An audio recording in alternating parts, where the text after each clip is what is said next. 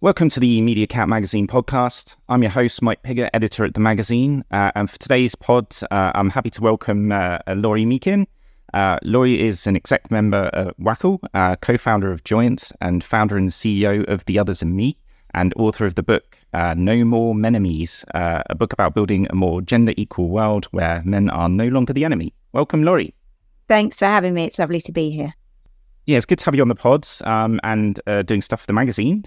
So I thought, because when we first started talking, it was a little while ago, so the book's been out for a bit now. But I thought perhaps before we could get into that, we could start with, how did the book all begin? What prompted you to write an entire book on this particular subject, and what's it about? That's an excellent question. So the thing that prompted me to write the book, this is a little bit heavy, so this is the only time we're going to go into this difficult place. The rest of it is going to be filled with hope and positivity and learning. But the truth is, what made me start was the murders of Sarah Everard and Sabina Nessa in lockdown. Like a lot of people, I found that really traumatic because it brought back a whole load of stuff. So I was dragged from the street when I was just not long out of school as a young woman, violently sexually assaulted, and then blamed by the police for bringing it on myself for having the audacity to wear a pair of yellow socks under a very long overcoat and above my DM shoes. And the thing, I don't want to dwell on that, and I'm sorry for anybody out there amongst your listeners who's also experienced the same kinds of things. But the thing that was really clear to me was I suddenly had this awful moment of, it's over 30 years since that happened. I really thought we'd have made more progress than we have, and being exposed to things like the institutionalized misogyny as well as homophobia and racism of the Met Police, and the way that so much of this is still a surprise to a lot of people, and so many people still I didn't feel confident talking about it because I felt rage still, which isn't a good thing to express, particularly if you're a woman. It's even worse if you're a Black woman. You're not allowed to be angry. I felt a lot of shame. And I spent a lot of time as well worrying about how other people would think and worrying about their comfort. So there was a whole load of kind of messy stuff that came up. And it really made me think that I need to go back and work through all the things that have happened in my life around having kids, being treated differently at work, and understanding that some of that was gendered in ways that I hadn't realized. And it made me go back and look at all of that stuff and go, I just need to understand why this is still going on. And also, I think like a lot of women do, even though we may not like to admit it, we often sit around going, God, why aren't men getting more involved? Like, we've all seen the data. Gender equality is good for men as well. Why are they not just doing more? And I was just like, actually, I'm going to stop just saying that in an exasperated way, and I'm going to just try and genuinely answer that question. And that's what triggered a whole bunch of research that then turned into the book. Okay, yes, that makes sense. So how's it been received, the book? Because it's been out a few weeks now, or over a month? Or yeah, it has. It's been out a few weeks, and it's been received incredibly well, actually. I'm so thrilled to hear people say what it means to them. I think, interestingly, one of the things that people have said that they're loving is there's a lot of data and evidence that really carefully lays out what are the issues that we're still facing? What is the kind of reality check on gender equality now? Because there's so much misinformation out there. And a lot of people have found that incredibly useful. It's prompting conversations. So I've had quite a few people, particularly people in straight relationships, where they're saying, I've read it and then I passed it on to my partner, or I've ordered it, but actually they got it first and they're reading it and I'll get it when they're finished. So that's really encouraging. Importantly, a lot of people have been saying things like, I've been shocked and saddened, but then felt really inspired and hopeful. So making sure that it takes people on that journey to going, here's how we can start to solve all of this without it feeling self-sacrificial, without it feeling like it's an either or. And also a lot of people talking about how, because homophobia, transphobia, sexism, misogyny, they're all interlinked. They're all part of the same problem. I've had some incredibly positive feedback from people across the LGBTQIA community saying that they really value how I look at the intersection of those things as well. Yeah, I mean, I suppose thinking about it, that there are tough subjects, and I was wondering, this is your first book, right? The first book you've written. Yeah. It's a big thing to write a book, generally. And I was wondering, so when you were in the sort of planning stages, did you get much sort of pushback or objections, or people going, why don't you just, I don't know, do this as a talk or do something else? Like, why a book? I did. Interestingly, the first pushback I got from a lot of people, and I think this really speaks to the culture and climate of fear and anxiety, particularly amongst men when we talk about gender equality. The first thing I got was like a bit of a terrified look, and from men in particular, with them kind of going, is it going to be full of horror stories? Am I going to be in it? Is it going to be like you basically just kind of trashing men and telling us all where we've been going wrong? And I'm like, no, it's the opposite of that. But I thought that was really interesting. And then, quite a few people around me in my support network, my family, friends, loved ones, were kind of going, that's quite a big undertaking. Are you sure you've got time to do that as well as everything else?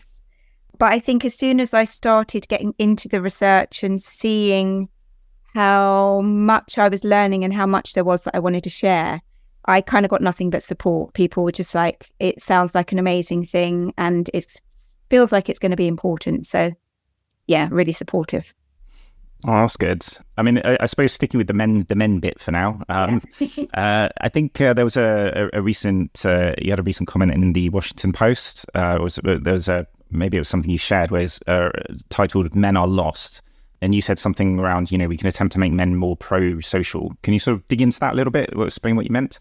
Yes, so that was an article in the Washington Post written by a journalist, Christine Ember. Where she created a huge, really interesting, incredibly kind of deep and broad essay about, as she put it, why men are lost and what we can do about it. And she talked about what she called a strategy that's about kind of encouraging men to use the things that they're already interested in and motivated by, and using that in a way that's pro-social, which is exactly what my book does, which basically means, I think for too long, conversations about gender equality have told men all the stuff that they're doing wrong, and has even told men it's going to be good for you if you change. And actually, I know from working on things like drugs education and anti-smoking campaigns that stuff doesn't work. You can tell people something's going to kill them, and it still doesn't necessarily change their behavior. So what I thought was interesting about what she said and what the whole strategy within No More Menemies is all about is kind of saying, why don't we take the things that men are already interested in and motivated by, and that they enjoy, and the qualities and attributes that they have, whether they're nature or nurture, we could discuss that another time, but use those things in a way that solves some of the problems that exist in the world. So rather than going, here's a problem you need to change in order to make it better, we go, here's a problem, here's how you could use more of the stuff that you already like doing in a way that solves that problem. And that's what I understand she was meaning by using those things to be pro-social. Yeah, I mean, it almost sounds like trying to go with the current or with the tide rather than, or with the grain or something like that, as opposed to it. That. It's exactly. And it's really interesting as well, because where that kind of came from, I've spent like 30 years in advertising, branding, strategy. Before that, I was a teacher. And everything I learned in both of those places did exactly that. This was the strategy you'd use. So I'd go, what exactly is the problem? Let's really understand what the problem is. But then let's put that to one side, because no consumer wakes up going, how can I solve your business problem for you? They go, here's the stuff I care about. Here are the things that I want and need and value. And as a strategist, I would always go, how do we identify what those things are?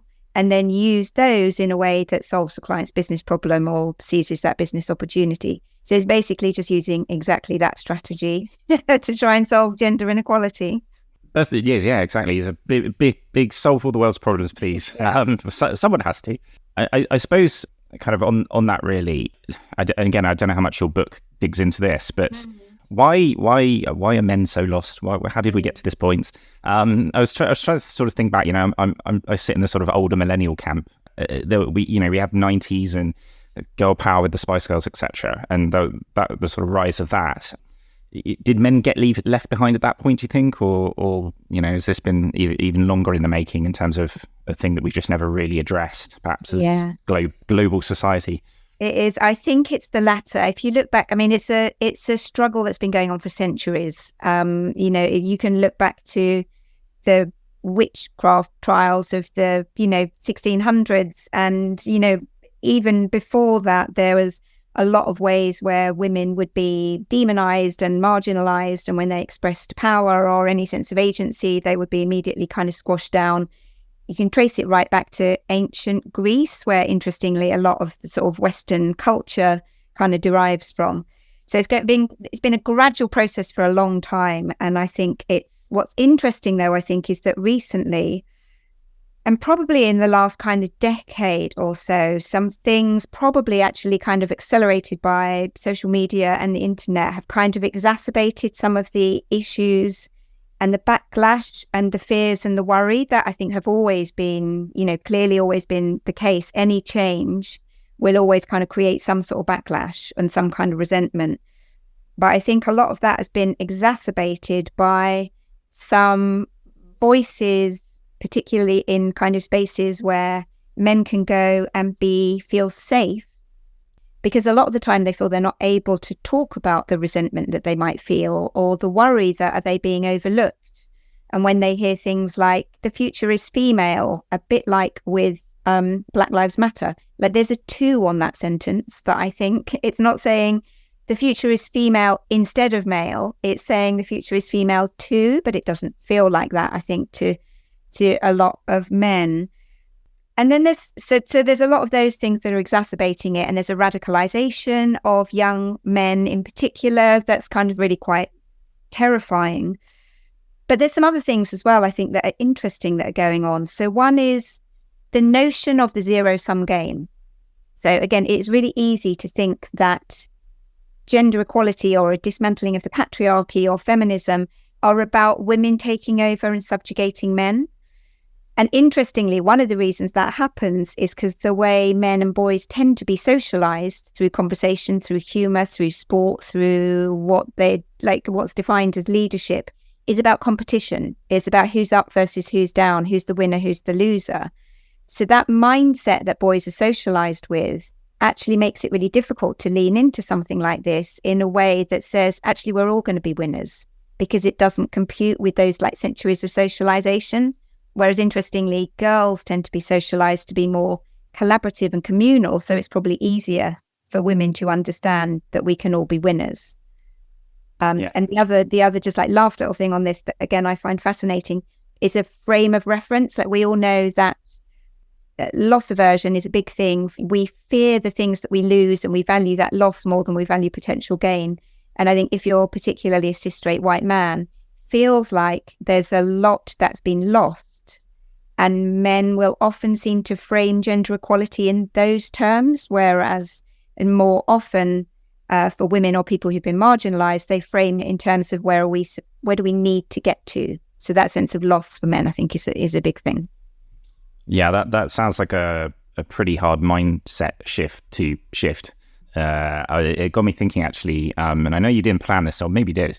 If you're friends with Greta Gerwig, but obviously with the Barbie movie out around the same time as your book, suddenly it feels like actually there are lots of conversations going on around feminism and gender equality, perhaps that there weren't 2-3 months ago, and that's really interesting. Just seeing all the different takes on mostly on TikTok, but off the back of the Barbie movie. But I think Greta Gerwig said that she didn't necessarily consider it a feminist movie, but more a humanist movie, which was quite interesting. And maybe that's her way of reframing reframing feminism a little bit. When you say it's not about competing or whatever. Absolutely. And even the word feminism is one of those things where it's a fascinating word, because a lot of the time that is read as meaning that's about women taking over, or it's about women versus men, when actually the definition of feminism is everyone being equal regardless of their gender, everyone having equal opportunities. But I think it's a fascinating, and I love it. I think anything that brings these conversations out into the light is a positive thing. I think just trying to make sure that those conversations happen in a spirit of openness and mutual respect, rather than kind of, ranting and raging and burning Barbies and telling everybody who doesn't agree with you, how evil they are. That's never helpful. I suppose as well, like you mentioned some factors, but the pandemic's got to be one as well that's kind of like, it's isolated a lot of people. And I kind of think, at least slightly from my point of view, but just things you see and read, that it perhaps further served to push some men into isolation and wilderness. And the women tend to have more support networks during these kind of times. There's not really a question there. It's just a thought, really. I don't know if you touched on that much. Yeah, I think you're right. The loneliness that some men experience, I think, is a really important thing. We know that loneliness is a killer. It's as, extreme loneliness can be as damaging to your health as kind of smoking 20 cigarettes a day or something, which is shocking. And there are significant numbers of men who claim to have very few or even no close friendships. We know as well all the horrific data about men's mental health and suicide being such an enormous killer of men. But I think one of the things as well that's really interesting and that kind of bears a bit of unpacking is the kinds of friendships that men have rather than women. And again, this is not because any individual man makes the decision or is being willful around this. It's because, centuries of socialization have led to men having what psychologists call shoulder-to-shoulder friendships and conversations as opposed to face-to-face ones, where you'll kind of watch sport together or, kind of sit in the pub, kind of by a bar and have a beer together.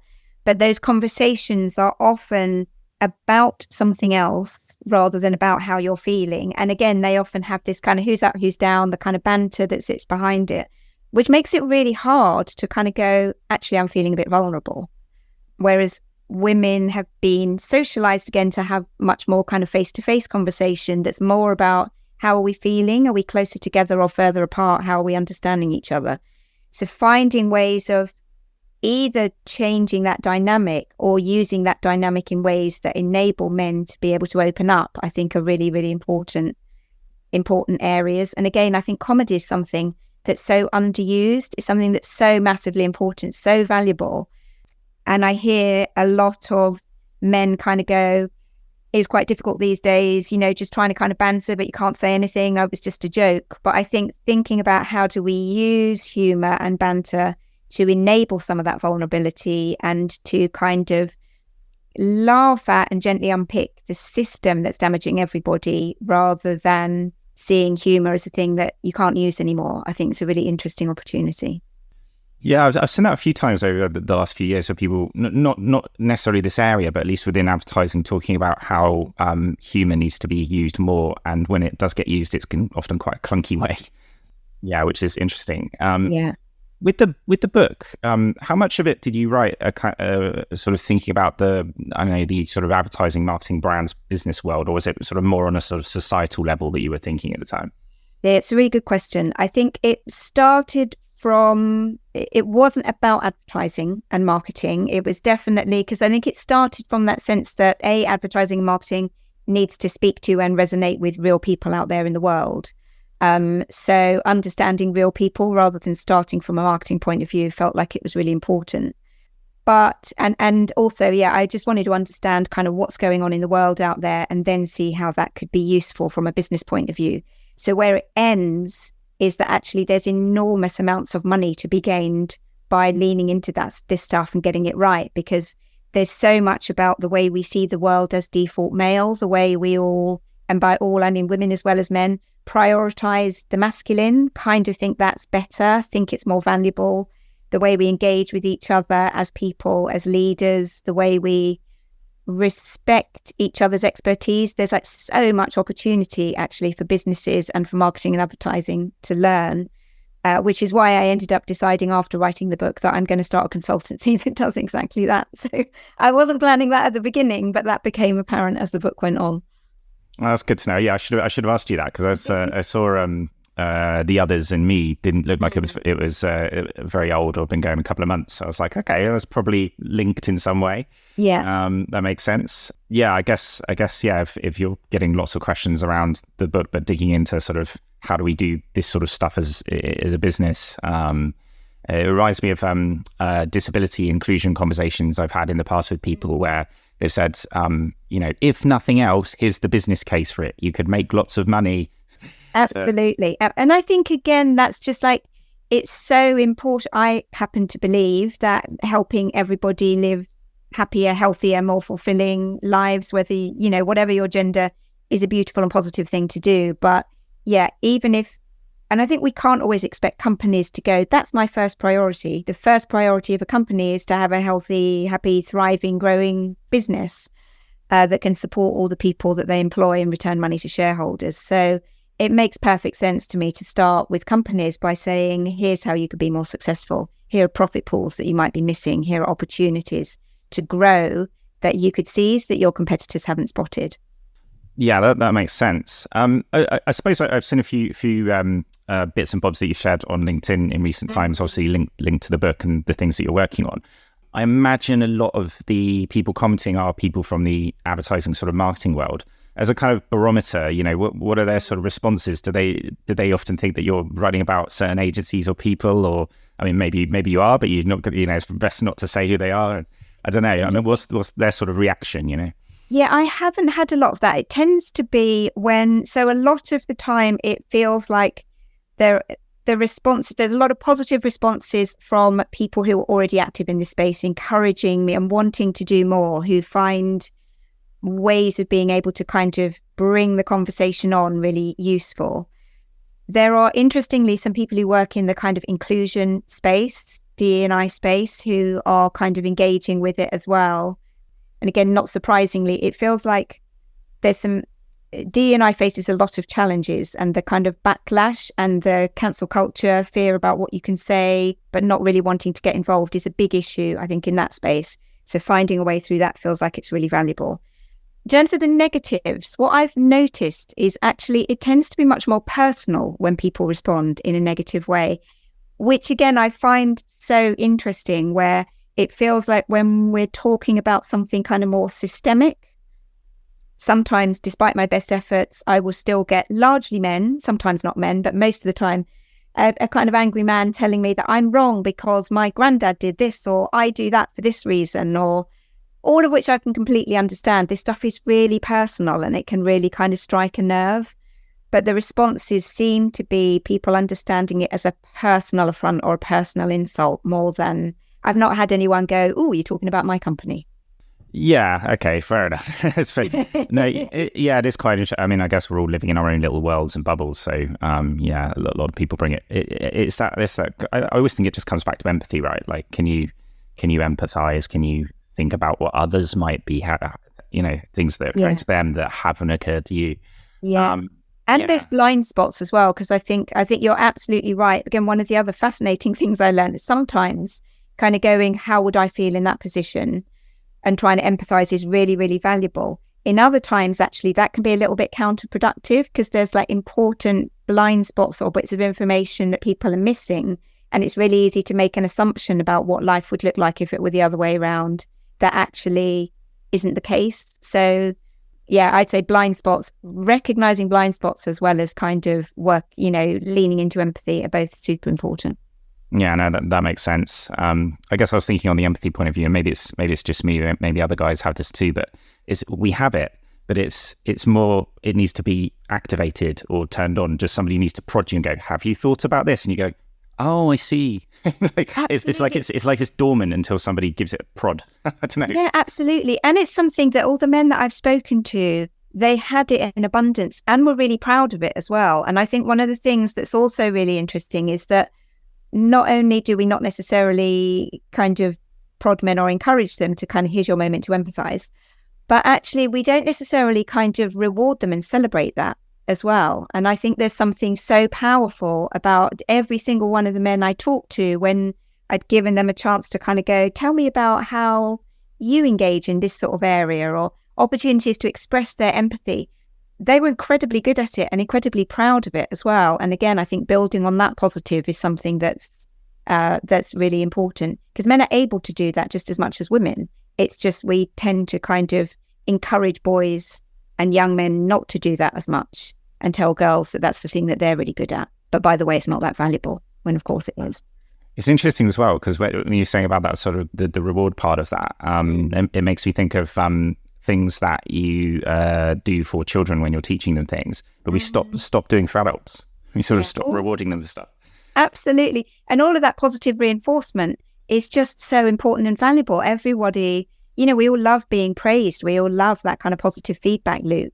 And I think, again, the gender debate and work seems to have spent an inordinate amount of time telling men all the stuff that they're doing wrong and making them feel bad about themselves, which is different to me from going, here's the picture of what the reality is. Now let's put that to one side and go, let's work on the positive things that you have as a decent human being.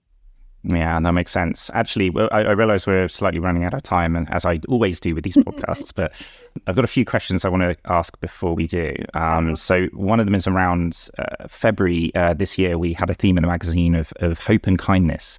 I guess looking at building a more gender equal world, what sort of gives you hope right now? I obviously don't want to make it all about sort of doom and gloom and things that are impossible to fix. But looking at sort of business and society and people and perhaps reactions to your book, what's giving you hope?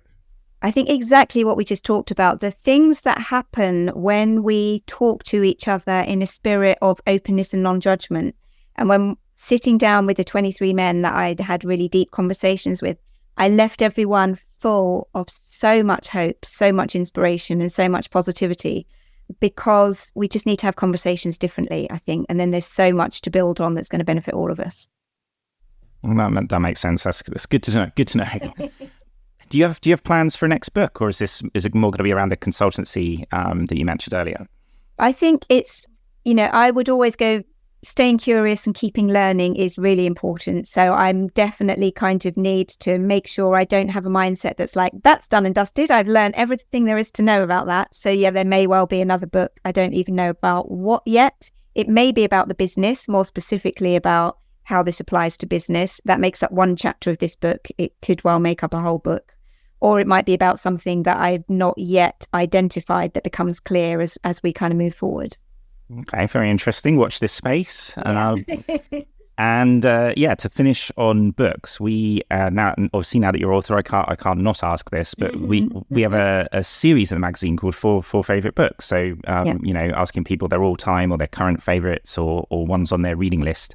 What have you got for me? I've got this. Was hard. This was like Sophie's Choice, trying to pick just 4. But I've gone for Invisible Women by Caroline Criado Perez and The Authority Gap by Mary Ann Sieghart as the first 2. Both of those were literally life-changing for me, because I thought I knew a fair bit about gender equality and the way the world works. And both of those just taught me so much about how we're all socialized in ways we don't even realize to do things in a way that makes life disproportionately difficult for women, but that also damages men as well. So those were my first 2 kind of life-changing ones. The third is really punchily titled. It's written by a guy called Thomas Chamareau-Premusique. He's an expert in kind of leadership, and he's written a book called Why Do So Many Incompetent Men Become Leaders? It's a very punchy title. He writes in an incredibly kind of engaging way, but also so much research and data that gets you beyond that kind of numbers game that a lot of people play. It's like, we need kind of X number of people in the boardroom. And he kind of strips away and gets to the idea of what is it that great leadership looks like, and then looks at kind of gender again through that lens. So that was absolutely an education. And my last one, and the reason for this is there's a quote from Sean Fay, who's a transgender woman. She says, misogyny, homophobia and transphobia share much of the same DNA. To the patriarchy, we all do gender wrong. And her book, The Transgender Issue, was absolutely enlightening, inspiring, incredible.